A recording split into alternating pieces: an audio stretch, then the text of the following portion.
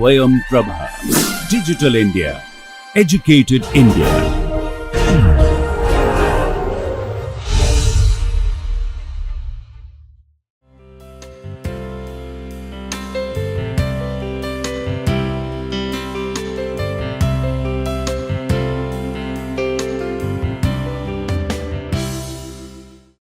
Good morning and welcome to the lecture series Introduction to Interaction Design. In the previous session, we discussed scenarios and personas, how they help in identifying the goals and also understanding the user better so that designers can prepare better final output and a better experience for them. So, in today's session, we will see design and prototyping, that how what are the steps for design and prototyping. So, now we are moving from in this double diamond technique to the next diamond. So, we have spent a bit of time on the previous diamond and now we are coming to this phase of the diamond, now where the problem has been identified and it has been defined. So, now how do we develop and deliver further? So, there are several steps involved in the prototyping procedure. So, prototyping is required because we want to test out first before we come up with the final design. So, we can test it for some potential problems or some challenges. So, the first step here is ideation. So, ideation is an activity, a brainstorming activity which helps us generate many potential solutions. So, we will discuss all of these in detail in the upcoming slides as well. The next is the mood board. So, mood board is like a collage of ideas, it could be colors, textures or other inspirations which help set the mood for our design. The next is sketching. So, sketching is the primary activity wherein we make illustrations or certain quick sketches. So, it is a very simple exercise which saves our time and also helps us generate a lot of ideas.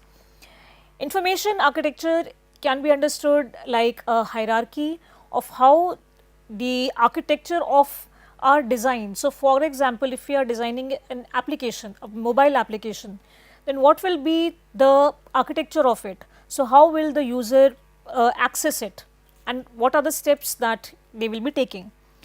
So, next is low fidelity prototype. So, once we are done with the previous steps, we start putting all this information into a low fidelity prototype, which is a very basic and low cost solution or a model. So, which can be on paper, cardboard or any such similar products. So, then testing and feedback is the next step where we recruit certain participants and we see generate scenarios to see that what is their feedback. If there are any improvements or any problems that were found, so then we incorporate the in the next stage, which is the iteration stage where we refine the design. And finally, we prepare the high fidelity prototype which almost resembles the real mobile application, for example. And after the high fidelity prototype stage, we again conduct the user study because there might be some other gaps as well. So, once that is addressed, then the final design is ready. So, we can see this is the prototyping model. Here we can see we started from the data. So, of course, I am not mentioning the data because we have discussed that in the previous lectures, that how do we gather data, how do we analyze data. So, we are now taking that data forward to utilize into our prototype. So, once we take the data, then we go into the ideation stage, which is which I mentioned, which was the brainstorming stage, and then from there we go to the mood board stage. So, where now we will collect inspiration for our work, then we will start putting it into the form of the sketch, and then we will design the information architecture. From there we go to the low fidelity prototyping, paper modeling or cardboard or something simple, and then testing with the participants, and now this cycle is complete, but if we want, we may go again back into the cycle one more time. If the designer themselves feel that we need to address one aspect one more time, when the satisfaction has been achieved, then we go on to the high fidelity prototyping stage, and then the final user testing is conducted, which will tell us about if there are still any more gaps remaining. If not, then we can go to the development stage. So, the ideation stage has certain techniques that how do we ideate. Now, brainstorming is just one of the techniques, but there are several other techniques that help the researcher, the designer come up with a number of ideas, which later we will see that which one is working in the most ideal manner and which we should take forward. So, first is the mind map. So, mind map is a graphical technique.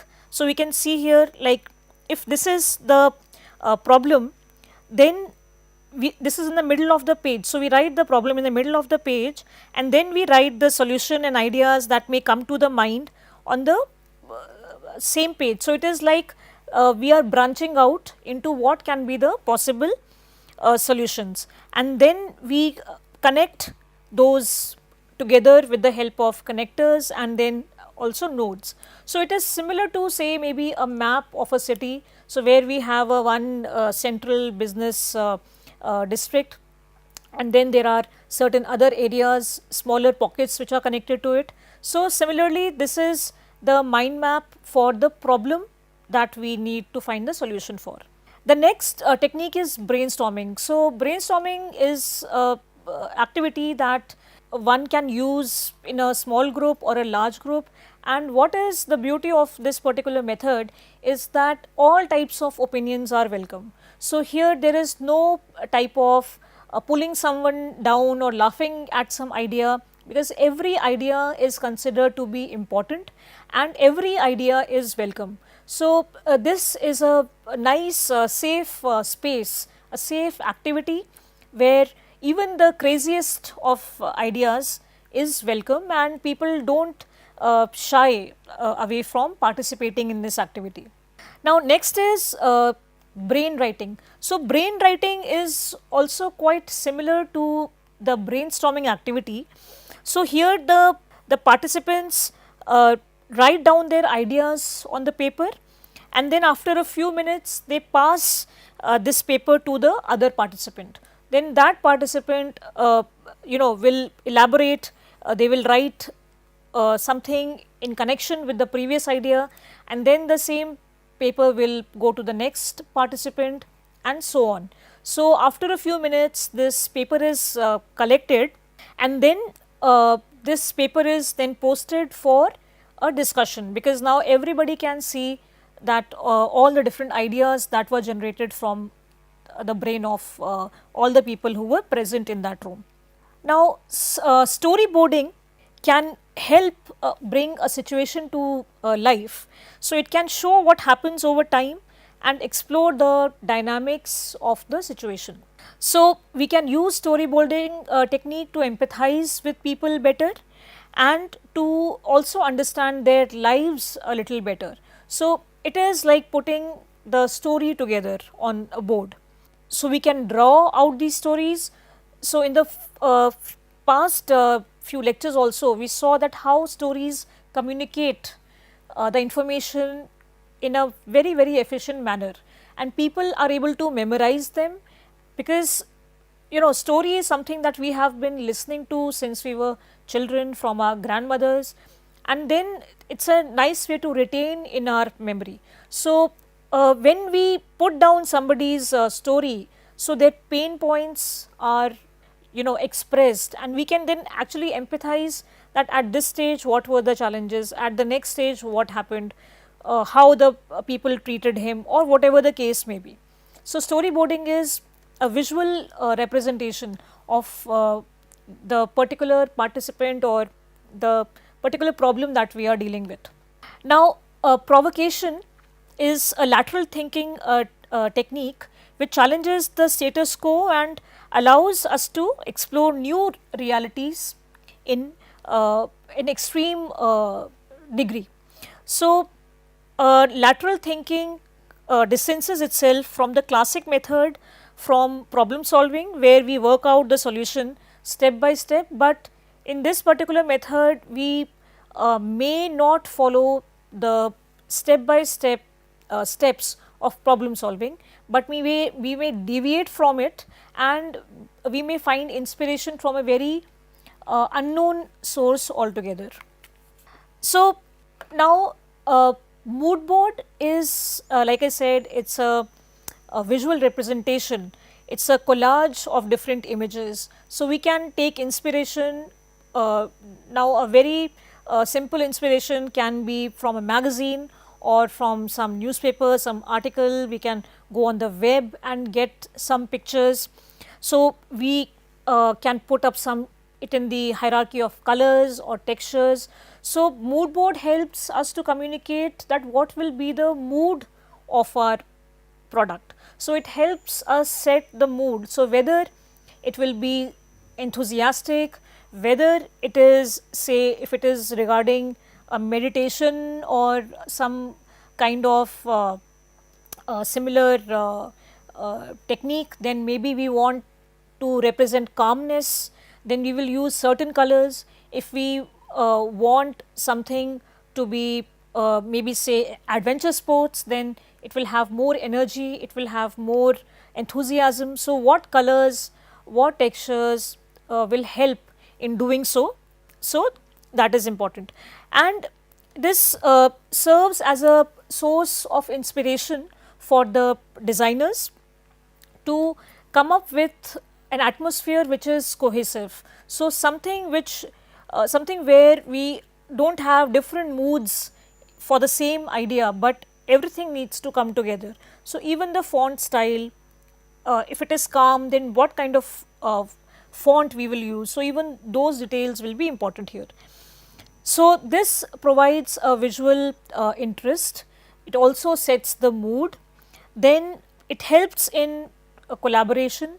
Also, when the client comes over and we are communicating with them that what is it that we are putting together after hearing their requirements. So, it also helps us to communicate with them. So, they get to see the direction in which we are moving forward, and so also at the same time it has to be, like I said, visually consistent. So, it cannot have inconsistent elements. Now, sketching is the process of creating rough illustrations, sketches, ideas. So, this is also a visual representation, and at this stage we are looking for several ideas. So, for example, if I want to design say spectacles, so then I will come up with many different designs of spectacles. They may be round, they may be square, they may be triangular, they may be rectangle, the it may be without the frame, it may be with the frame, thick frame, thin frame. So, all of those ideas I will generate with the help of sketching exercise, and then of course, it is a different process altogether, but then from there maybe I will select a final design of the spectacle. So, similarly here also we start with designing lot of ideas, ideas that we are also generating from the mood board and the previous techniques that we have used, and it helps us in visual thinking, because when we are thinking for a solution, then just words will not be enough, but we need to put it on paper, or it could also be a digital medium. At the same time, it also is a very quick exercise. So, sketching is very fast and it will not take much time, rather than going to the computer and designing it and then demolishing the whole design. The sketching activity is very quick and fast, and also sketching helps us to document the whole procedure of our problem. So, how we started and how have we taken it forward and where have we reached. So, this whole process can also be documented in a very nice manner. So, once we have our sketching done, so we can start designing our information architecture. So, just like any building has a certain architecture, so we design that where will we have the door, from where it will be connected to the next room, then where will be the kitchen, where will be the bathroom. So, similarly in a digital space, so we will also design this information architecture with the hierarchy of the requirements. So, once the user lands onto our say mobile application, how will he navigate? So, how will he move around? What are the important steps? What are the important actions that he will need to take over some other actions? So, it is a structural design. We can think of it as a structural design and an organizational way of putting the information together. So, it helps us to communicate and put together the information so that we can categorize it, so that it is logical, intuitive, and also it is user centered. So, once we are done with our information architecture, then we come on to our low fidelity prototype. So, low fidelity prototype, we can see some examples here on the screen, that they can be made with the help of sketching on paper, pencil, or a tablet or similar digital field. It can also be done on a template. So, there are several templates that are available where the user has the flexibility of moving the things around. So, it involves using basic tools and materials to quickly and inexpensively visualize the design concepts without focusing on the details. So, right now at this stage we are just putting all our information that we have created in the information architecture stage, and we are not worried about say details, that how will the button be clicked, what is the exact color of the button. So, we are just organizing the information in this space. So, the main purpose of low fidelity prototype is to come up with getting feedback, validating the ideas, and also to explore other designs before we start working on the final development, because a significant amount of time and money goes into the final design product.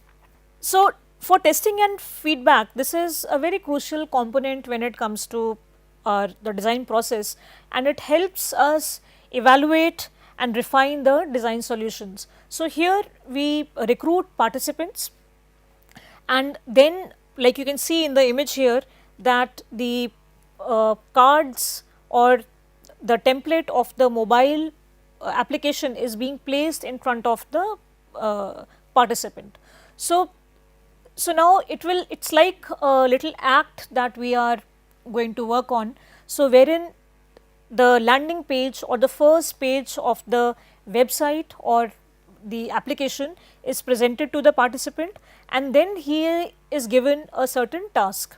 So, a scenario is created that, for example, you are booking a vacation. So, how will you go about booking the vacation on this application? So, the user, the participant will say, okay, I will press this button. So, then we present him or her with the screen that will emerge once that button is pressed, and so on. So, we will see that how easily is the user able to access or book his tickets, or what are the challenges that he is facing. So, we keep on noting them down while the user is performing this test with us. So, we can also observe while this activity is going on that maybe this route is much larger, maybe this route needs to be shortened. So, how can we do that? So, all of these valuable insights is what the user testing provides to us. So, once we have the feedback from the user testing, and we have noted down the problems that the user may have encountered, or certain routes that were long from our own observation. So, now we will create a high fidelity prototype. So, high fidelity prototype is almost like what the real application will look like.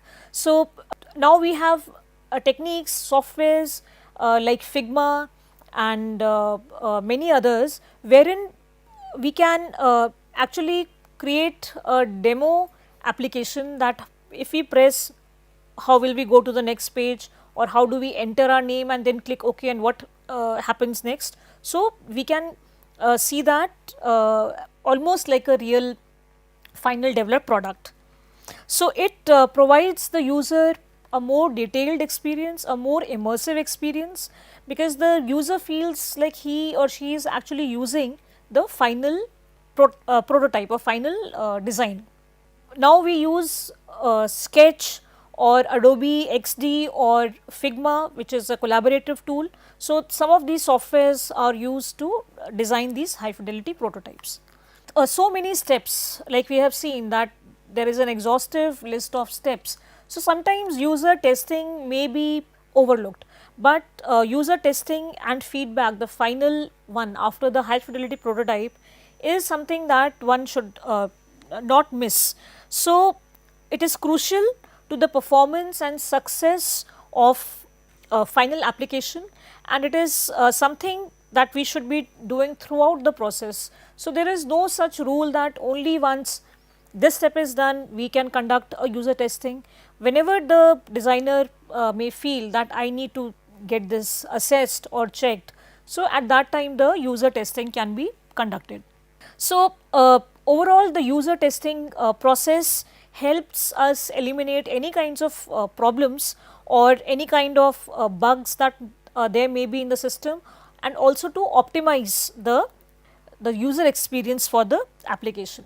So, this brings us to the end of today's session, and in the next session we will continue to take today's discussion forward, and we will see with the help of a case study that how all of these steps, when they are put together, how does it appear. So, I will see you in the next class. Thanks and bye.